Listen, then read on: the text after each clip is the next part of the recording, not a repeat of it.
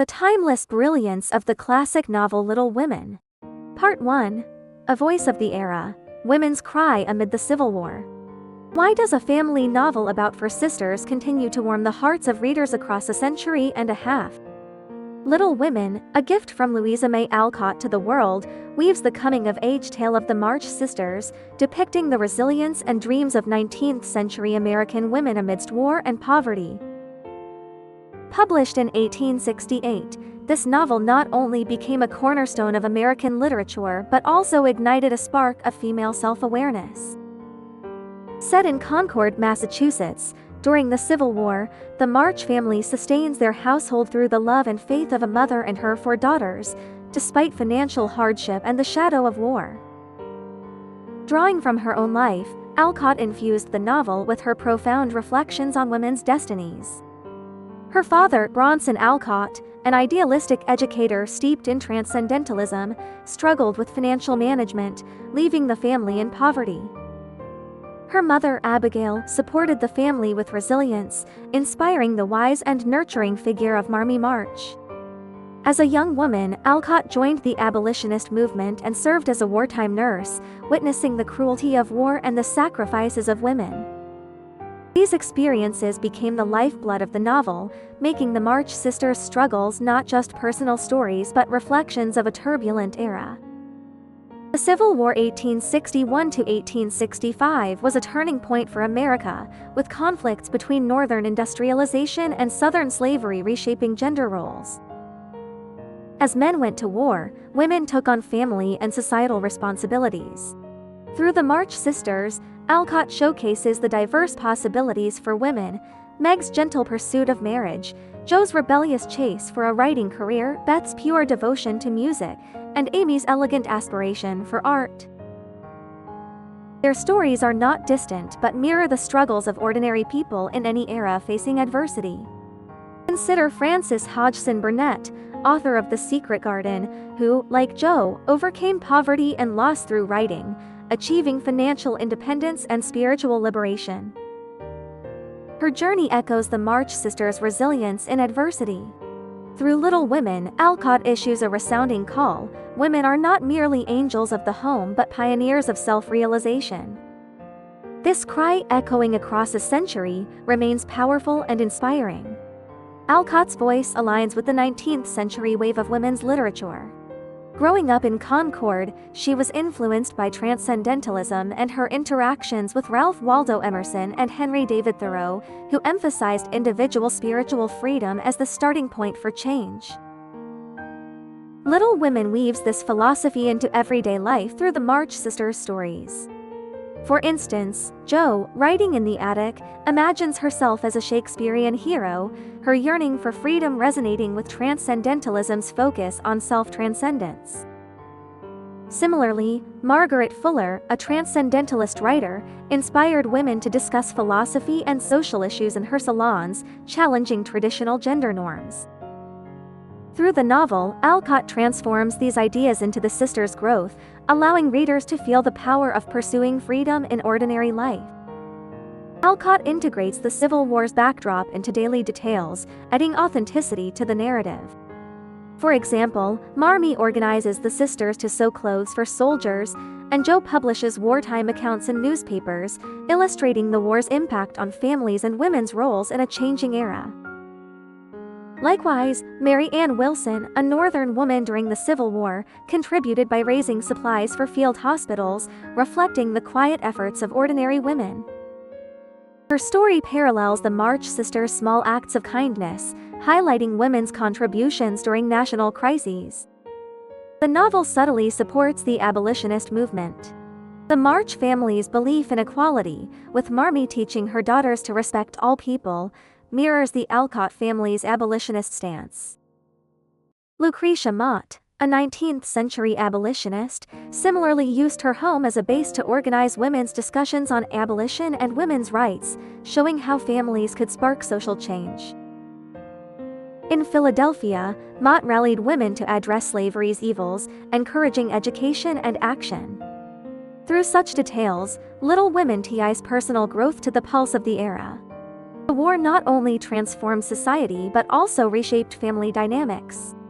With Mr. March at war, Marmee single-handedly sustains the family, guiding her daughters through poverty and uncertainty with wisdom and love.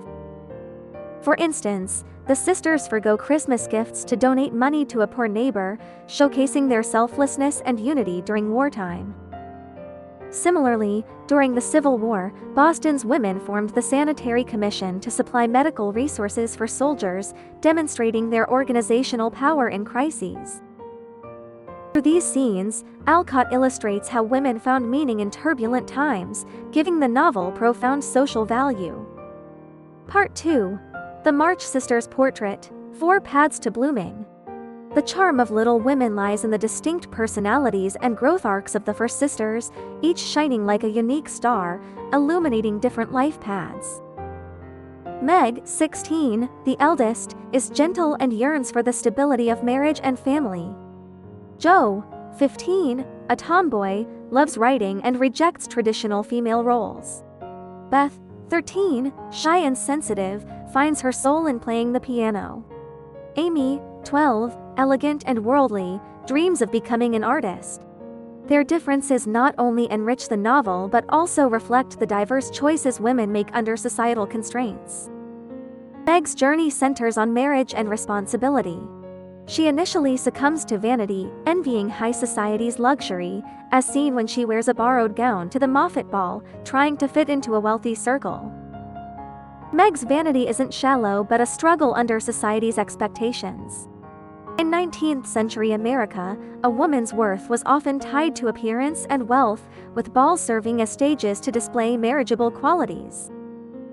Praised as a charming young lady at the Moffat ball, Meg feels uneasy about her borrowed dress, realizing that external glamour cannot mask inner emptiness. Similarly, Edith Wharton, a 19th century socialite, was initially drawn to high society's allure but later critiqued its constraints on women through her novel The Age of Innocence. Meg ultimately chooses John Brooke, not just for love but because she learns to find fulfillment within, transitioning from a passive lady to a woman who actively shapes her path. In her marriage to the poor teacher John, she faces the pressures of raising twins, learning to balance ideals with reality. Her story recalls Charlotte Brontë, who, despite fame from Jane Eyre, chose a modest marriage, balancing writing with family duties. Meg's shift from envying wealth to cherishing simplicity reflects the wisdom of growth. Jo, the novel's soul, rejects Laurie's proposal, pursues her writing career, and eventually publishes a book akin to Little Women. Her rebellion mirrors Elizabeth Blackwell, America's first female doctor, who broke gender barriers to enter medical school. Jo declares, "I want to write my own story, even if no one reads it." Her resolve is not just personal defiance but a challenge to the era's gender norms. From cutting her hair to support the family to moving to New York to chase her writing dreams, Jo embodies women's longing for freedom.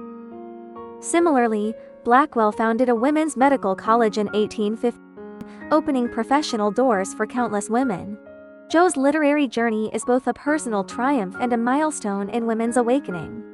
Beth's purity and frailty bring a tragic hue, her death from scarlet fever marking her brief life, with the piano as her bond to her family. Even in illness, she plays for neighbors, showing selfless kindness. Her story evokes Clara Schumann, a 19th century musician who, despite frail health, expressed herself through music, touching countless audiences. Beth's piano playing, described as bringing a flush to her pale face, reveals her vulnerability and passion, symbolizing the eternal light of a fleeting life. Her presence reminds readers that life's value lies not in its length but in its devotion to love. Amy evolves from a spoiled girl to an elegant artist, marrying Laurie and achieving both art and love. Her artistic studies in Europe recall Anna Lambert, a 19th century American painter who rose from poverty to conquer the European art world. Amy's growth from burning Jo's manuscript to later remorse shows her shift from self-centeredness to maturity. Her artistic pursuit is not just personal growth but a reflection of women's breakthroughs in public spheres. Through the four sisters, Alcott portrays the struggles and transformations of youth, each path authentic and moving. The sisters' growth is interwoven, not isolated. Meg and Jo's arguments stem from their differing life choices but resolve through mutual understanding. Beth's death teaches Amy to cherish the present, while inspiring Jo's writing. These interactions enrich their characters and highlight the support and conflicts among women.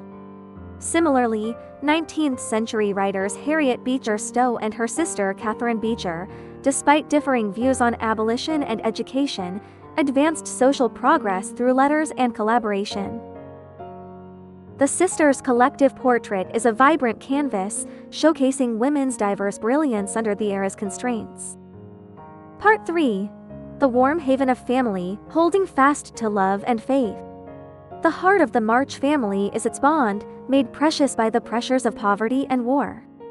Marmee is the family's pillar, her wisdom and compassion guiding the sisters through hardships. At the novel's opening, the sisters lament the lack of Christmas gifts, but Marmee says, "We have each other, and that's the greatest wealth." This belief runs through the book, serving as a haven against external storms. Marmee's role recalls Mary Lincoln, wife of President Lincoln, who, despite personal loss and public criticism, maintained family stability with resilience. Mary Lincoln organized White House charity events to fund field hospitals, much like Marmee's efforts to sew clothes for soldiers. Marmee's leadership shines in her educational approach, guiding her daughters through stories and dialogue rather than commands. For example, she shares the story of Pilgrim's Progress, framing life's challenges as trials for growth. This method evokes Catherine Beecher, a 19th-century educator who fostered women's moral and independent thinking through family education. Marmee's wisdom not only preserves the family's warmth but also empowers the sisters to stand on their own, showcasing women's central role in the family. With Mr. March at war, Marmee raises her daughters alone, teaching them to earn dignity through labor, like Meg's work as a governess or Jo's sacrifice of her hair. These details show how the family unites in adversity. Jo's hair-cutting scene is particularly moving, as she trembles yet firmly says at the barber shop, "This is what I can do for Father." This sacrifice resolves the family's financial crisis and marks her growth. Beth's death from scarlet fever, contracted while helping a poor neighbor, is the family's greatest test. Rather than blaming her kindness, the family transforms grief into strength through music and memories. Similarly, Harriet Tubman, a 19th-century abolitionist, drew on family faith to rescue enslaved people after losing loved ones. She risked her life to lead dozens to freedom in the North, sustained by familial warmth. The March family's bond is not just a cozy refuge but a source of growth for the sisters. Alcott reinforces this warmth through everyday details, like the sisters reading Mr. March's letters around Marmee, sharing dreams and fears. These scenes convey the healing power of family. Similarly, during the Civil War, Louisa May Alcott, the inspiration for Amy, organized family reading groups to face wartime fears. Marmee's Pilgrim's Progress game teaches the sisters to view life as a quest for virtue, deepening the family's unity and adding philosophical depth to the novel. With delicate prose, Alcott shows how love shines in the ordinary. The family's warmth also lies in the sisters' mutual support. Jo sets aside writing to care for Beth in her final days. Amy returns from Europe upon hearing of Beth's illness, prioritizing family over art. These choices show how family surpasses personal dreams as life's foundation. Similarly, Mary Lyon, a 19th-century educator, founded Mount Holyoke College with her sister's support, realizing a shared vision. The March family's story reminds us that family is not only a shelter but a crucible for shaping character. Part 4. The Awakening of Women's Consciousness, Breaking the Era's Chains. Little Women is more than a family story, it's a manifesto of women's consciousness. In 19th-century America, women were expected to be angels of the home, confined to marriage and domesticity. Through the Four Sisters, Alcott challenges this stereotype, showcasing paths to self-realization. Jo, the pioneer of women's consciousness, rejects Laurie's proposal, declaring, "I don't want to marry, I want to write freely." Choice, radical for the time, echoes the struggles of women like Susan B. Anthony. Jo's rebellion reflects the 19th century women's desire for professional and personal freedom. In her New York newsroom job, she faces skepticism from male editors but persists in writing meaningful stories, much like Nellie Bly, a journalist who exposed social injustices through undercover investigations, breaking the mold of gentlewomen's work. Jo's manuscripts are rejected, but she never compromises, just as Bly earned respect through courage and talent. Jo's eventual publication of her book fulfills her dream and paves the way for other women writers. Her story prompts readers to ask, how can women stay true to themselves under societal pressure? Susan B. Anthony, a suffrage leader, founded the National Woman Suffrage Association in 1869, inspiring women to seek equality. Jo's writing is not just a personal dream but a rebellion against gender norms. In New York, she persists despite editors' criticism, publishing her story, much like Anthony reshaped society through speeches and writing. Meg chooses marriage but not as submission to tradition. In her marriage to John, she balances love and selfhood, much like Elizabeth Cady Stanton, a feminist who, as a mother, advocated for women's rights. When Meg wears a lavish dress to a ball out of vanity and feels ashamed, Marmee guides her to reflect. True elegance comes from within. Meg's growth shows how women can find value within traditional roles. Stanton, too, balanced family and activism, challenging religious oppression of women with the Woman's Bible. Amy's artistic pursuit breaks into the public sphere. Studying painting in Europe, she becomes an artist and marries Laurie, achieving both art and love. Her story recalls Mary Cassatt, an impressionist painter who earned respect in Europe despite gender bias. Amy's evolution from burning Jo's manuscript to mature remorse shows her shift from self-centeredness to empathy. Cassatt, too, overcame prejudice to become an art world legend. Though Beth stays within the family, her music grants her spiritual freedom. Her piano playing binds the family emotionally, much like Frances Watkins Harper, a Black poet who used poetry to advocate for abolition and women's rights. Despite illness, Beth plays for neighbors, showing selfless kindness, reminding readers that women's value lies not only in external achievements but in inner light. Through the sisters, Alcott portrays women's awakening across diverse paths. Their challenges to social norms are evident. Jo's refusal of Laurie's proposal stems not just from unready love but from her rejection of being defined by marriage.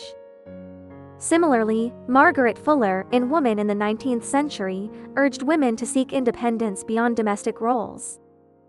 Amy resists a wealthy suitor in Europe, choosing Laurie for art and love, much like Fuller's liberation through writing and travel.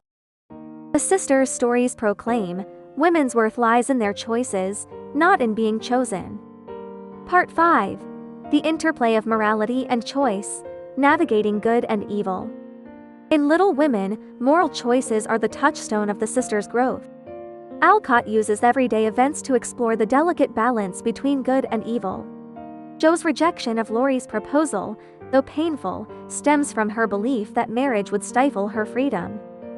This mirrors Sarah Grimke, an abolitionist who forwent traditional marriage for social reform, choosing a greater mission. Her choice aligns with Jo's, reflecting women's struggles between personal happiness and ideals.